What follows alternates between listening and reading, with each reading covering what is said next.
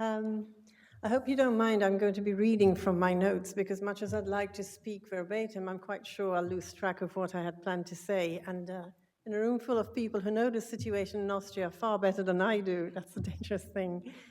So I just want to first say thank you. So thank you to Concordia for inviting me. And thank you for the organization of the event. And it is quite overwhelming to be here and speaking to a press club whose history predates by more than a century the independence of the country I come from. We came here to celebrate a 165-year-old history, but more importantly, to reaffirm the mission of Concordia and its commitment to press freedom. For more than a century and a half, as you know, Concordia has championed the rights of journalists to inform, to investigate, to hold the powerful to account, and to do this undeterred by fear or suppression.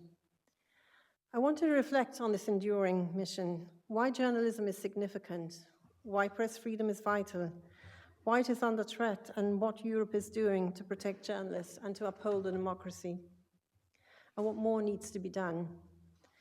Journalism, as you know through your own experience, shines a light in the darkest corners to keep public discourse honest.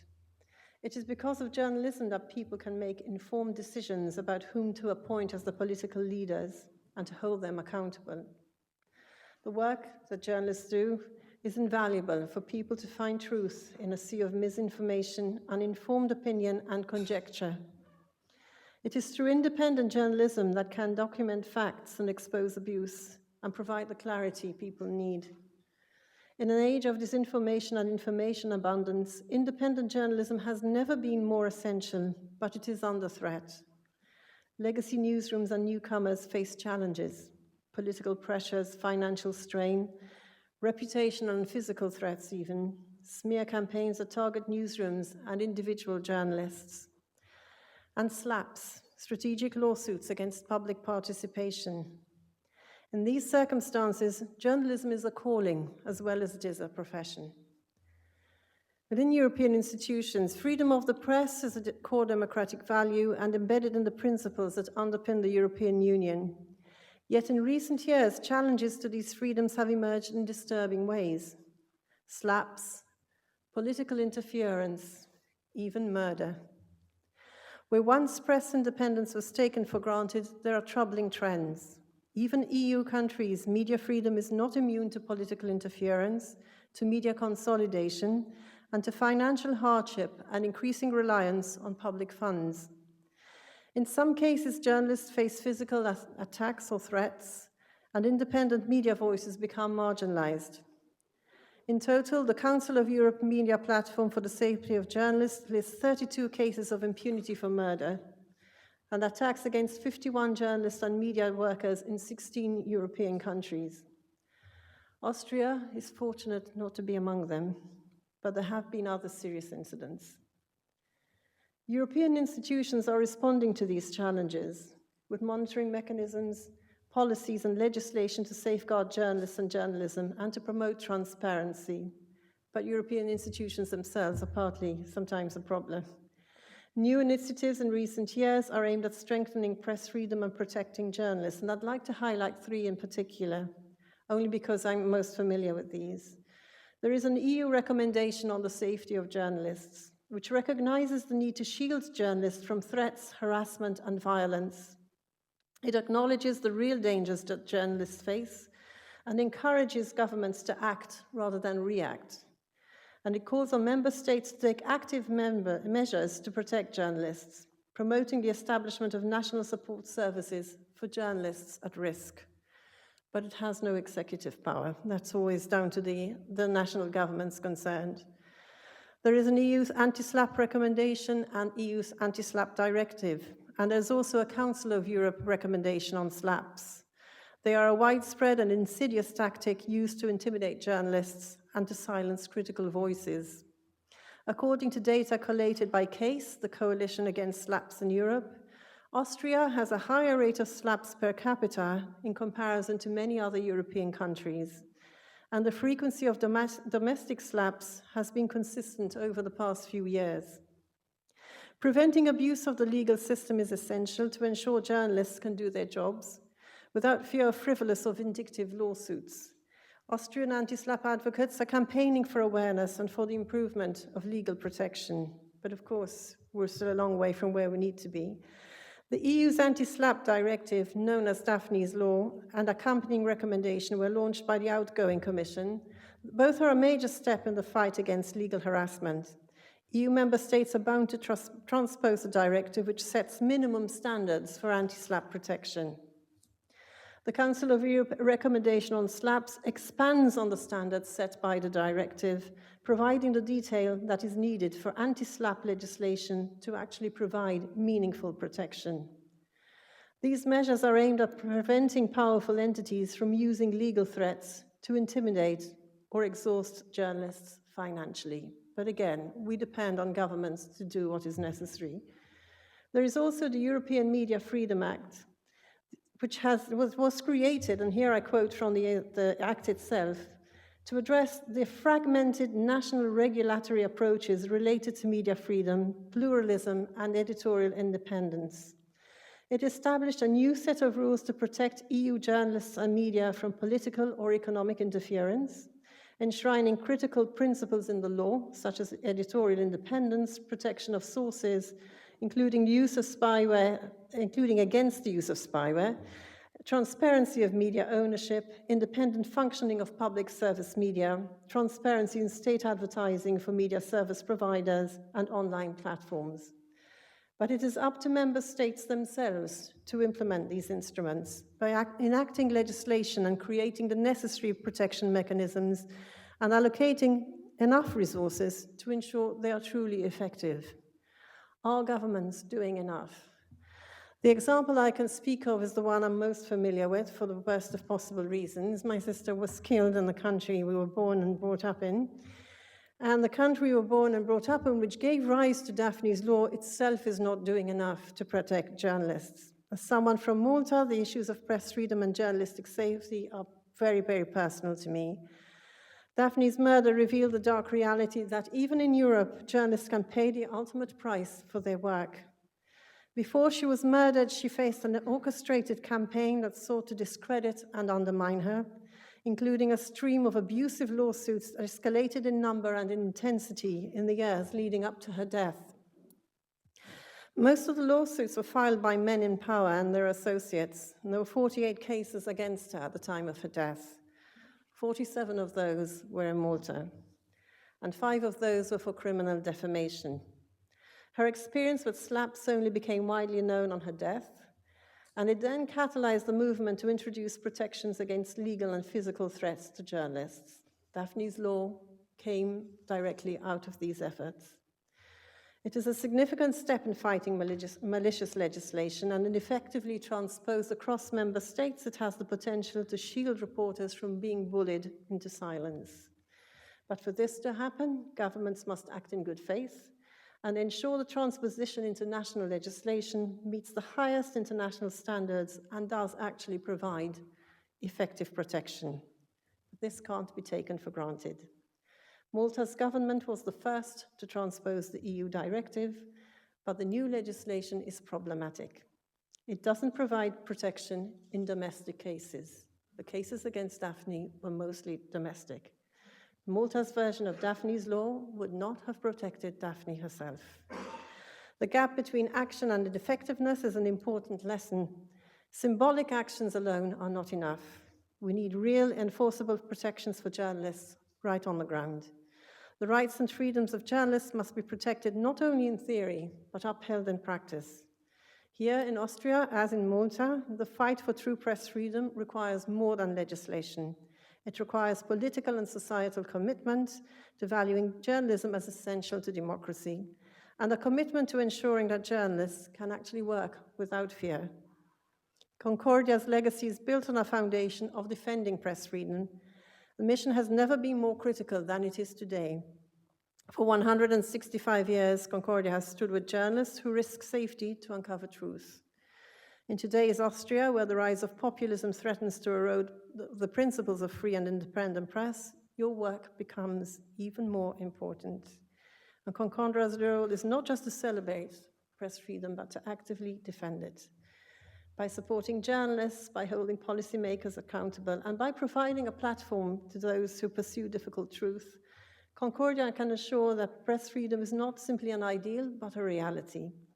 For Austrian journalists, particularly those facing an increasingly hostile political environment, which I'm sure people here have experienced directly, Concordia's mission provides support and solidarity that can actually make a difference. And in closing, as a European citizen, I want to thank you for being part of this mission.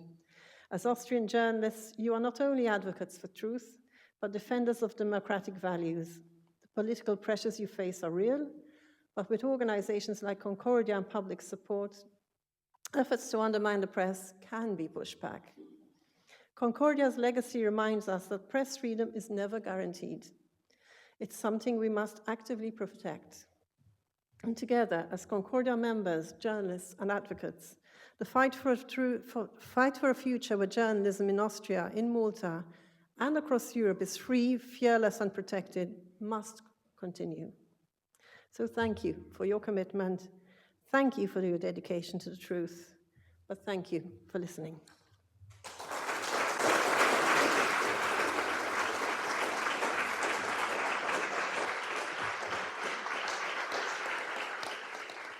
So thank you for sharing your experiences with us and for showing us a little bit more about the pressure you face and the challenges, especially in Malta. But you also tried to highlight some issues regarding Austria. But before, you concentrated very much on the focus of legislation, what should be done. But I'm also interested what happened on a practical level after Daphne's death. Her assassination was on the 16th October 2017, and it took you and Daphne's 3 sons literally 2 years before something happened, because before ministers stepped down, before a public investigation and inquiry was started. So how difficult was it for you after the death of Daphne still to work on this issue, to push things forward?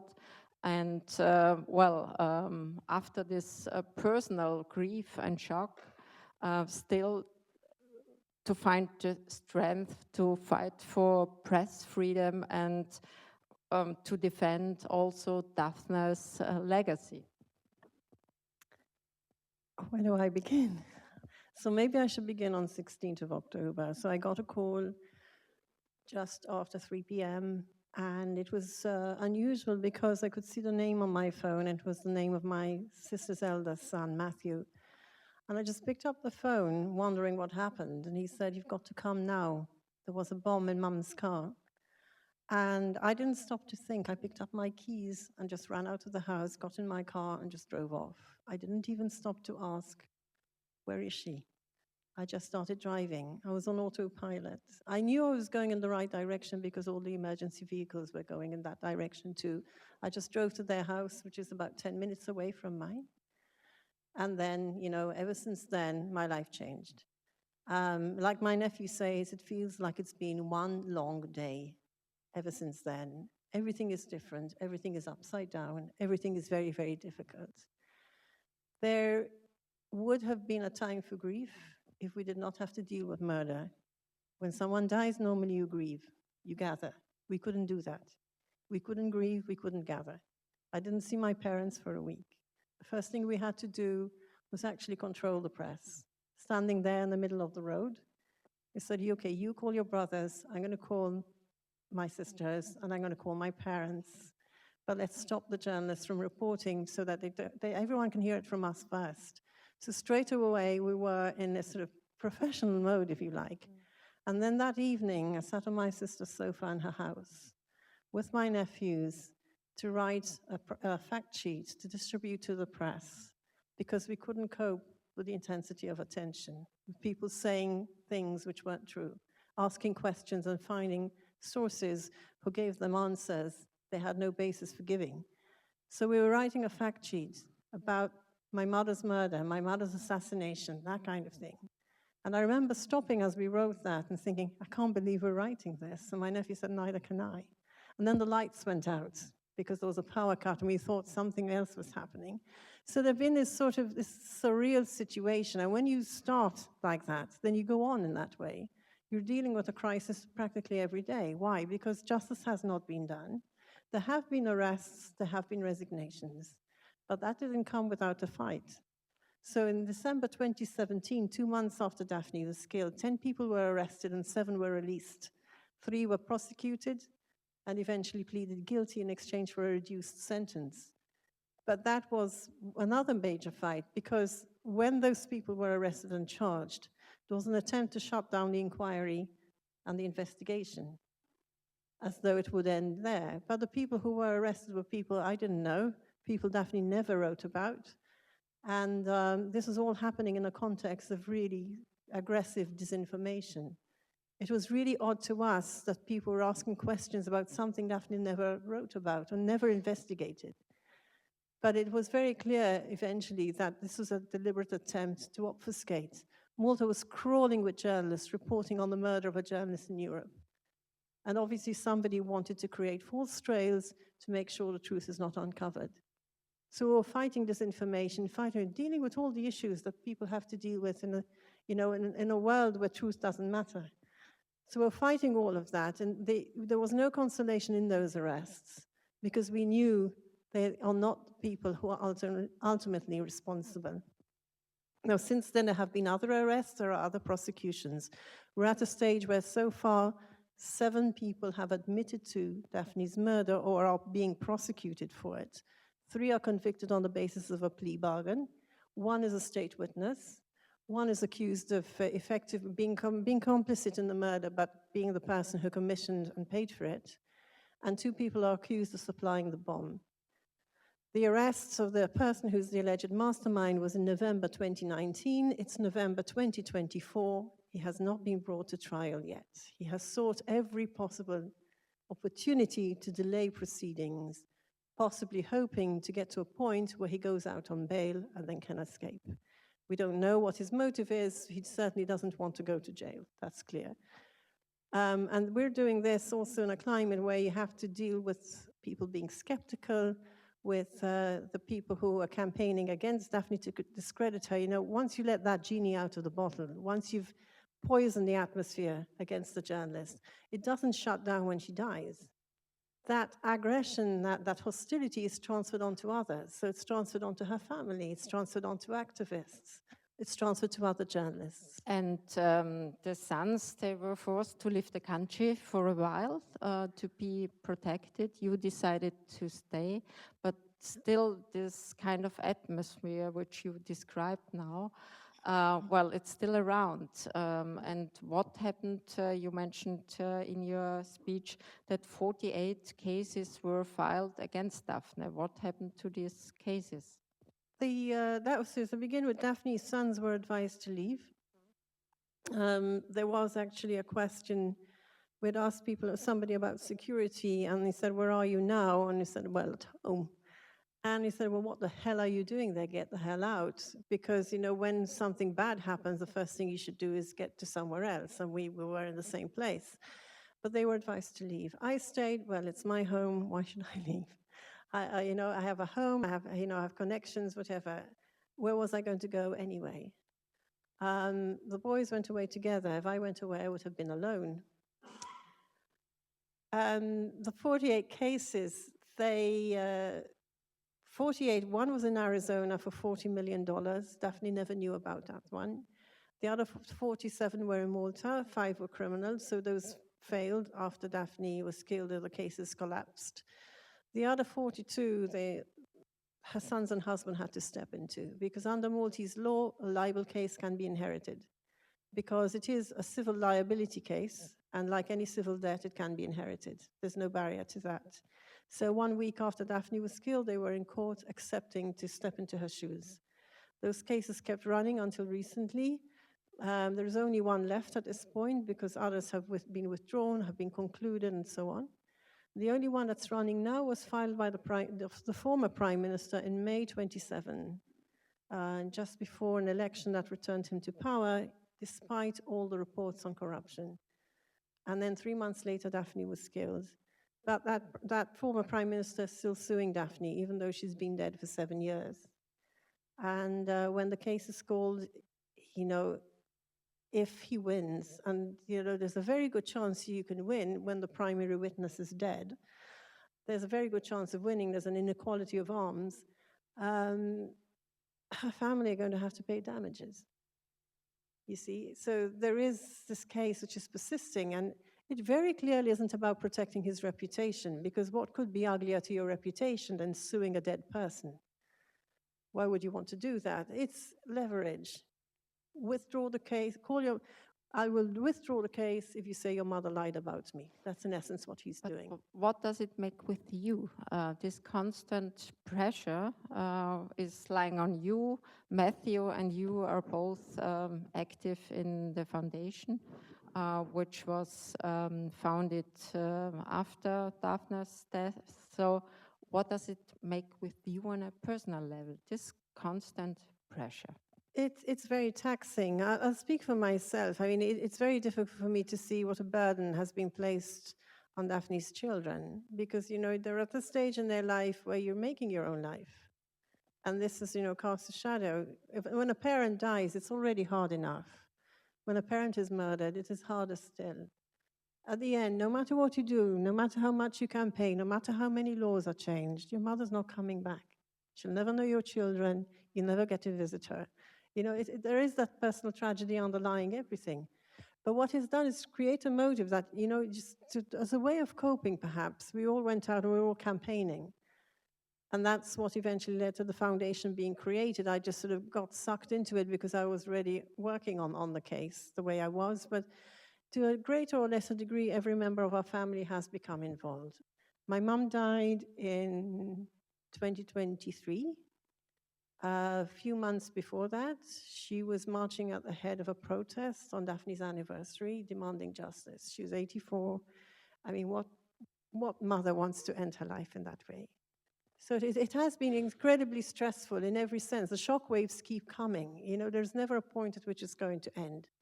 What we can do is hope that good comes out of it and make sure that good happens. That is why Daphne's law is so important, but it's also why the implementation of that law is so disappointing so far, you see. Before we elaborate a little bit more on that, on the effectiveness of that law, what would justice mean for you? When is justice fulfilled in your sense? So we always say justice for Daphne really means justice for her murder and justice for her stories. So it is not just about jailing the people involved in her murder, but it's also seeing justice done. Because we know anecdotally, but it now be confirmed through the public inquiry, that it's the culture of impunity that made her murder possible. Her murderers literally thought they could get away with murder because there was so much impunity. So for us, justice is really about seeing the fulfillment of what should happen when you report wrongdoing. You make it public, then other agencies should step in. The police should arrest, there should be investigations, there should be prosecutions, and eventually convictions. Because that is how a society learns that something is wrong and how control is kept. But for all the corruption cases Daphne reported, there was never any action. Not by the police, not by the courts, not by anyone. There wasn't even any public protest. There was curiosity. It's as if it's some kind of spectacle, everybody waiting for someone else to do something. The very first prosecution for corruption that we have seen ever was in May this year. That's 7 years after Daphne was killed. On a case that she had reported on, and had people taken action in the beginning, that deal, that corrupt deal, would never even have taken place. The country would have saved a lot of money. In the money it paid into the project, it just had been stopped in its tracks, but it wasn't. So really what we want to see is successful prosecutions for all the corruption that she reported on, and everybody involved in her murder getting what they deserved. You mentioned now, well, there is at least one success story, but there are several other cases. How difficult is it after 7 years to get the awareness for this case, even on an international level? Because, well, I read that there was a discussion like almost every year around the anniversary in the European Parliament about Daphne, and but it was mixed with the situation journalists are facing in Gaza. So, well, there are now other conflicts. So how difficult is still to persist on, well, here is a case, we have now Daphne's law, but it's not enough. And you mentioned the gap between action and effectiveness. Yeah. I mean, the debates that you refer to, that's a debate about the state of rule of law in Malta, and that's usually instigated around the time of Daphne's anniversary. This year, for the first time, there wasn't a resolution, it was a debate. And I am glad the issue of Gaza came up, because the idea that so many journalists are killed and nothing is done, that is shocking in itself. These are journalists inside Gaza, and nobody new is being allowed in. So even in just the mathematical terms, and I know it sounds clinical, but in mathematical terms, the possibility of understanding what is happening in Gaza is being reduced systematically, because no new journalists are going inside. The ones who are there working under incredible pressure, seeing their colleagues being killed, they are in effect documenting their own annihilation. My regret about that mention of Gaza is because I know exactly who mentioned it, and the only reason he did is to take a negative stance against Israel and against Daphne. So the motive was wrong, but in effect he raised attention on an issue which is very, very important. But on the matter of Daphne, it's really not about eulogizing her internationally. It's that we only saw progress in terms of justice and accountability because there was international pressure. And, people had to recognize Europe has a problem. This is not something that happens somewhere else. The death of a journalist in Malta is the death of a journalist in Europe. We sell passports as a country, something I'm really angry about. But we are not selling Maltese passports, we are selling European passports. That is why European institutions take notice and why other European countries take notice. So the death of a journalist is not a Maltese problem. It is a European problem. And 4 months after Daphne was killed, Jan Kuciak was killed.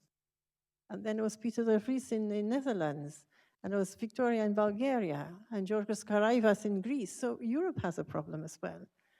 And if a debate about Daphne's death raises the issue of the risks to other journalists, that is a good thing.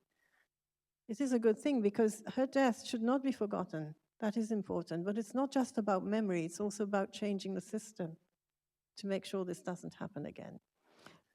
You quote some figures. You said in your speech that the Council of Europe platform for the safety of journalists lists 32 cases of impunity for the murder of media workers in 16 European countries. So, but when it comes to these figures, it doesn't seem as if there would be a wave of an outcry in the European public, even in European media outlets. It's not something which is, it's mentioned when it happened, but then, well, it's a kind of not a forgotten story, but it's nothing which is constantly reported on. So it's always a question of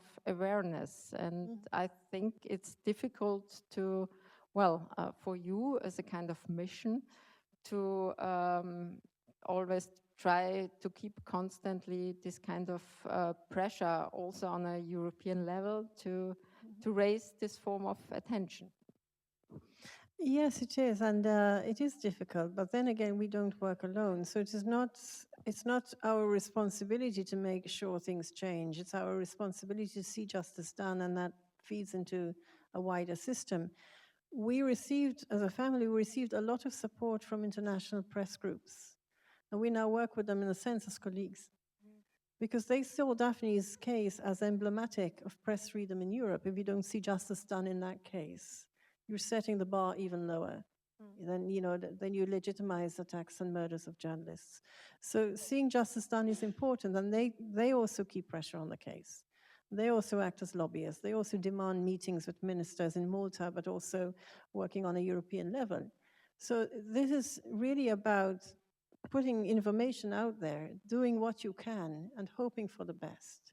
But it's also important for people to realize that when we discuss rule of law in Malta, we're discussing rule of law in Europe.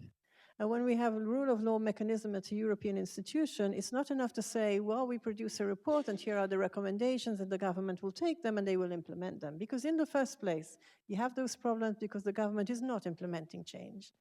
So we want to see also, and it's not something we can achieve ourselves, to see that the rule of law mechanism actually has some kind of executive influence, not just say, this is what you should do. And then things will start to change, because at the moment it's a process without teeth. Okay, but why?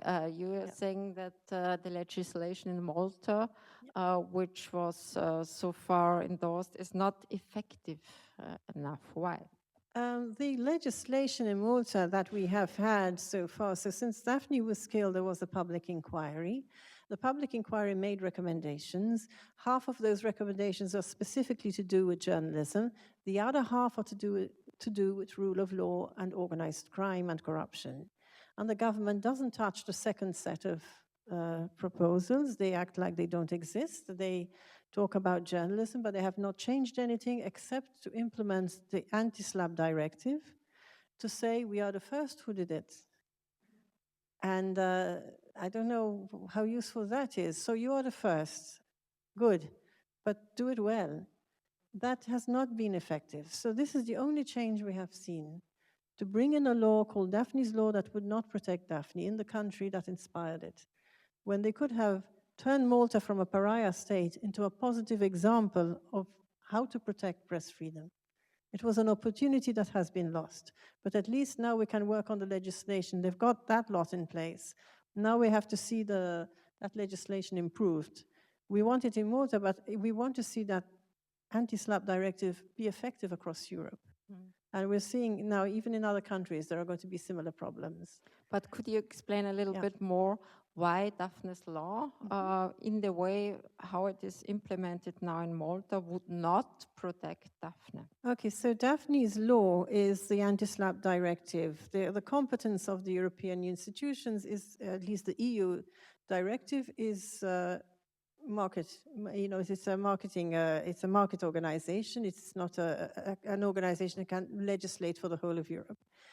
And what is allowed within the competence of the EU is to address cross-border cases that involve a level of interest that interests more than one country. So the topic of the case must interest more than one country in order for that legislation to be applicable. If a case is purely domestic, you are suing somebody in your own country and there is no interest outside your own country, that directive will not protect you. This is why there is the recommendation of the Council of Europe and the recommendation of the European Commission. If you put all those instruments together, you have a template, or at least a set of guidelines for national legislators to create the legislation they need for their particular circumstance, to ensure that protection is not just cross-border, but also domestic. Most of the cases against Daphne were domestic. So that is why I said Daphne's Law in Malta would not protect 47 Daphne. Out of 48, yes. To repeat that. Yes. I know you're not familiar in detail with Austria, but you mentioned that Austria has a higher rate of SLAPP per capita. When you find this fact, were you surprised by that? What happens in a country like Malta is that you think countries in Europe, in the mainland Europe, sort of have a longer experience. Part of Europe. But countries on mainland Europe that have longer established, long history would necessarily do better than us. And actually, it's quite surprising to see those statistics because you think, oh, okay, but it's the nature of slaps, right? That slaps work quietly. You're not allowed to talk about it. It doesn't exist. Many people don't even know that a case against them is a slap. But it's interesting to see in that data that how pervasive the problem is.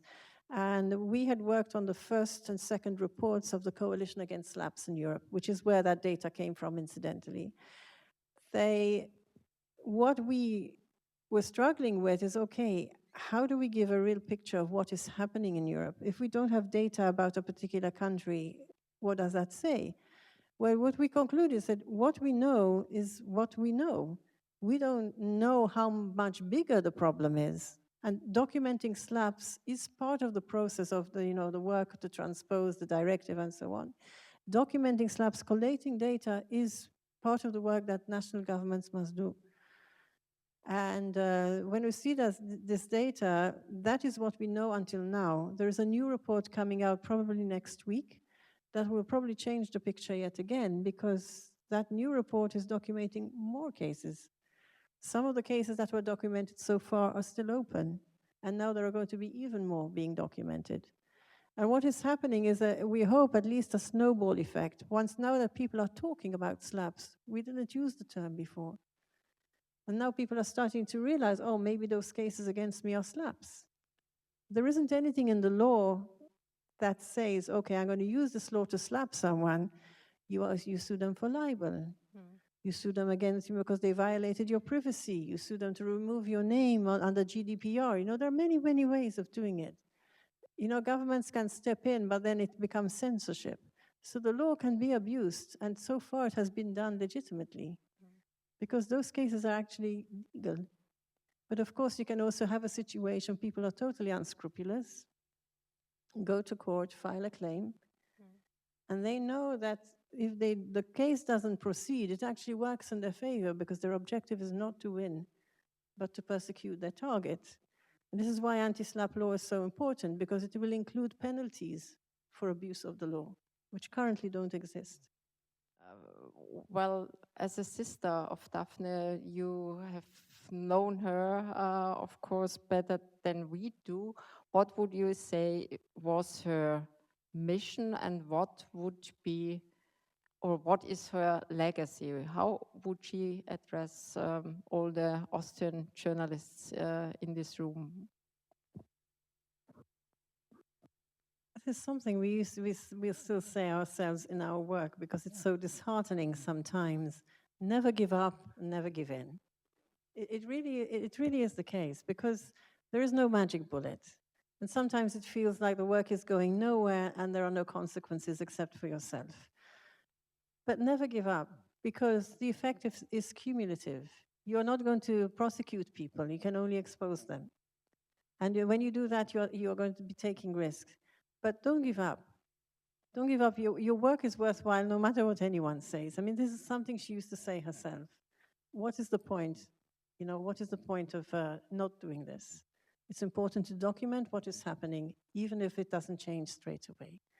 And when you think about it, there have been other journalists who were killed. There was one whose name may be familiar here. His name was Pippo Fava. He was killed more than 40 years ago in Sicily. And I met his family a few months after Daphne was killed. And it was a great inspiration to me, because suddenly it felt there's someone who could understand what it is like without me having to explain anything. And I remember that one of the things I learned about Pippo Fava is that he used to say to his younger colleagues, what is the reason for living if you do not have the courage to fight? And those words I keep coming back to, because when you think about it, giving up is not an option. It just isn't. So thank you for not giving up, and for your constant courage to fight. Thank you. You. Thank you for listening.